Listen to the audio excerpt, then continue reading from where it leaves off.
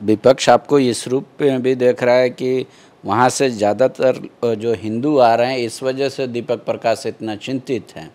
अगर उन्हीं की जगह पर कोई और आता तो वहाँ मानवीय मूल्य ख़त्म हो जाते हैं। ये कहते बांग्लादेशी है, इसको भगा दो।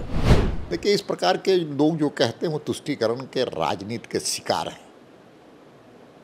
हिंदू समाज अगर पीड़ित होगा बांग्लादेश में तो कहाँ आएगा?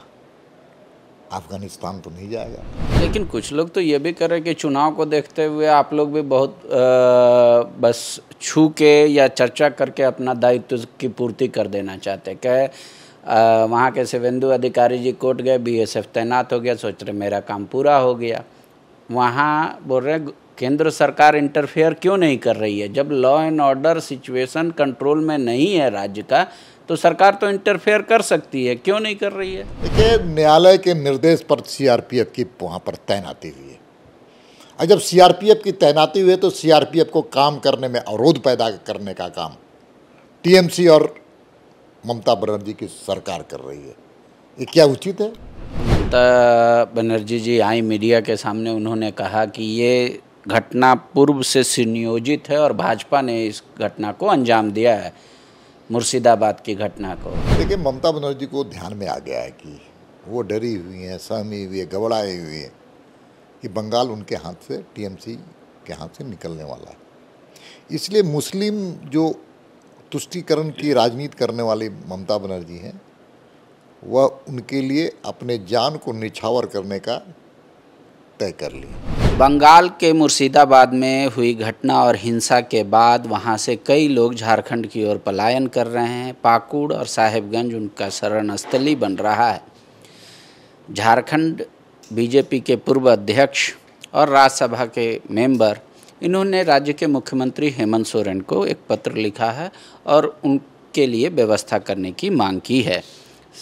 सर, ये दरअसल आपने जो मुख्यमंत्री को पत्र लिखा है, इसके पीछे उद्देश्य क्या है? आपकी इच्छा क्या है? देखिए, जिस प्रकार से मुर्शिदाबाद में घटना घटी वो दुखदायी है, दर्दनाक है और तुष्टीकरण की राजनीति का परिचायक है। जिस प्रकार से वहाँ देशद्रोहियों ने हिंदू समाज पर आक्रमण करने का काम किया, कई हिंदू समाज के घर द्वार परिवार आज तबाह, घर भी लूटा, वहाँ के हिंदू समाज पर प्रहार करके कई घटनाएं करने का काम किया, लोगों को व्यापार को ख़त्म करने का काम किया, रोजगार ख़त्म करने का काम किया। और वहाँ की सरकार सीना तान करके ममता बनर्जी की सरकार, टीएमसी की सरकार वैसे उपद्रवियों को, वैसे राष्ट्र विरोधी शक्तियों को समर्थन दे रही है, क्योंकि चुनाव आना है और तुष्टीकरण की राजनीति के बदौलत वो चुनाव जीतना चाहती है।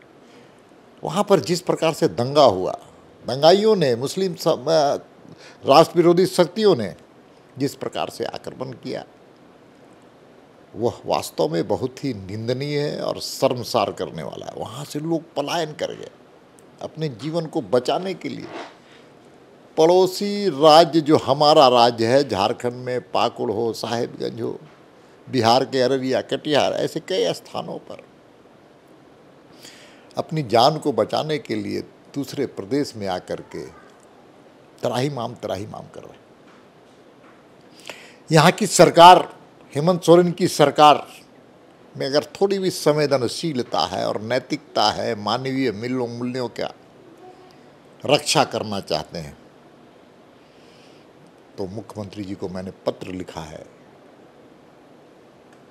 कि उन आए हुए लोगों को सुरक्षा प्रदान की जाए, वैसे मुर्शिदाबाद से आए लोगों को भोजन की व्यवस्था की जाए, रहने की व्यवस्था की जाए, और जब तक वहाँ क्षेत्र सुरक्षित नहीं हो तब तक उनको पूरी तरह से सुरक्षा देने का काम करें, उनके जान माल की रक्षा करने का काम करें, उनके जीवन को चलाने के लिए व्यवस्था करें।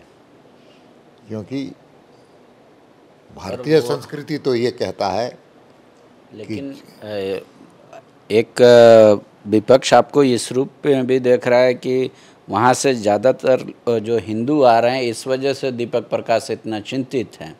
अगर उन्हीं की जगह पर कोई और आता तो वहाँ मानवीय मूल्य खत्म हो जाते हैं। ये कहते बांग्लादेशी है, इसको भगा दो। देखिए, इस प्रकार के लोग जो कहते हैं वो तुष्टीकरण के राजनीति के शिकार हैं। हिंदू समाज अगर पीड़ित होगा बांग्लादेश में तो कहाँ आएगा? अफगानिस्तान तो नहीं जाएगा, वह पाकिस्तान तो नहीं जाएगा, वह किसी दूसरे देश में जा नहीं सकता है। पूरे दुनिया में भारत ही एक ऐसा स्थान है जहाँ पर वो प्रवेश कर सकता है। इसलिए कानून भी बना, और कानून ये बना है कि चाहे बांग्लादेशी हो, चाहे अफ़गानिस्तान हो, चाहे बर्मा हो, ऐसे जो चाहे अफ़गानिस्तान हो, वहाँ पर हिंदू, बौद्ध, सिख, जैन अगर कोई परेशान है तो भारत में आए, उनको नागरिकता देंगे। तो जहाँ तक इस प्रश्न का जवाब मैं देना चाहता हूँ, कहना ये चाहता हूँ कि हिंदू समाज ही को जिस प्रकार से बचाने की ज़रूरत इन राष्ट्र विरोधी शक्तियों से, उसकी चिंता कौन करेगा? भाजपा करेगा। जो भी राष्ट्र विरोधी शक्तियाँ सक्रिय हैं, इस देश को फिर से खंडित करना चाहते हैं, उसका मुकाबला करने के लिए भारतीय जनता पार्टी का एक एक कार्यकर्ता तैयार है। लेकिन कुछ लोग तो ये भी कर रहे हैं कि चुनाव को देखते हुए आप लोग भी बहुत बस छू के या चर्चा करके अपना दायित्व की पूर्ति कर देना चाहते हैं। क्या वहाँ के शिवेंदु अधिकारी जी कोर्ट गए, बीएसएफ तैनात हो गया, सोच रहे मेरा काम पूरा हो गया। वहाँ बोल रहे केंद्र सरकार इंटरफेयर क्यों नहीं कर रही है? जब law and order situation control में नहीं है राज्य का, तो सरकार तो इंटरफेयर कर सकती है, क्यों नहीं कर रही है? देखिए, न्यायालय के निर्देश पर सीआरपीएफ की वहाँ पर तैनाती हुई है, और जब सीआरपीएफ की तैनाती हुई है तो सीआरपीएफ को काम करने में अवरोध पैदा करने का काम टीएमसी और ममता बनर्जी की सरकार कर रही है। ये क्या उचित है? और जहाँ तक धारा 356 का उपयोग करते हुए बंगाल की सरकार को अस्थिर करने की बात है, उसको गिराने की बात है, जो आप कह रहे हैं, भारतीय जनता पार्टी की सरकार लोकतांत्रिक व्यवस्थाओं पर विश्वास करने वाली कांग्रेस नहीं है। कांग्रेस के शासनकाल में 113 बार चुनी हुई सरकार को 356 का उपयोग करते हुए सरकार गिराने का काम किया। भारतीय जनता पार्टी की सरकार, मोदी जी की सरकार ने एक बार उपयोग किया, वो अपनी सरकार मणिपुर के, जहाँ राष्ट्रपति शासन लगा। ऐसी परिस्थिति आएगी तो केंद्र विचार करेगा, लेकिन अभी कुल मिलाकर हमारी जिम्मेवारी है कि राज्य की सरकार का कानून व्यवस्था ठीक रहे। अगर ठीक नहीं रहेगा तो ठीक करने और कराना ये माननीय गृह मंत्री अमित शाह जानते हैं। कल ममता बनर्जी जी आई मीडिया के सामने, उन्होंने कहा कि ये घटना पूर्व से सुनियोजित है और भाजपा ने इस घटना को अंजाम दिया है, मुर्शिदाबाद की घटना को। वो कह रहे कि वो पीस नहीं चाहते और वो अपने पक्ष में एग्रेसिव पोलिंग चाहते हैं हिंदुओं का, इस वजह से इस तरह की बात हुई। अफवाह फैला पहले कि मस्जिद तोड़ दिया गया, ये हो गया, उसका रिटेलिएशन देखने को मिला। देखिए, ममता बनर्जी को ध्यान में आ गया है कि वो डरी हुई हैं, सहमी हुई है, घबराई हुई है कि बंगाल उनके हाथ से, टीएमसी के हाथ से निकलने वाला है। इसलिए मुस्लिम जो तुष्टीकरण की राजनीति करने वाली ममता बनर्जी हैं, वह उनके लिए अपने जान को निछावर करने का तय कर लिए कि सरकार पूरी तरह से इन बांग्लादेशी घुसपैठियों का, वो अक़लियत का नहीं है, सवाल अक़लियत का नहीं है। बांग्लादेशी घुसपैठियों का अगर एक ज़िला जिसको कह सकते हैं मास्टर माइंड डिस्ट्रिक्ट कोई है तो मुर्शिदाबाद है।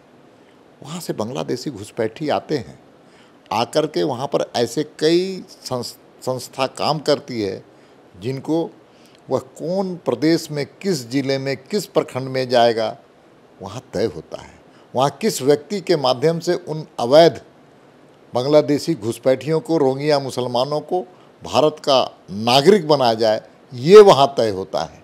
और इतने ही नहीं है, जो प्रतिबंधित संगठन है, भारत को तोड़ने का जो साजिश करने वाले संगठन है, उनके साथ भी इन रोहिंग्या मुसलमानों का संबंध है, ये बांग्लादेशी घुसपैठियों का संबंध है।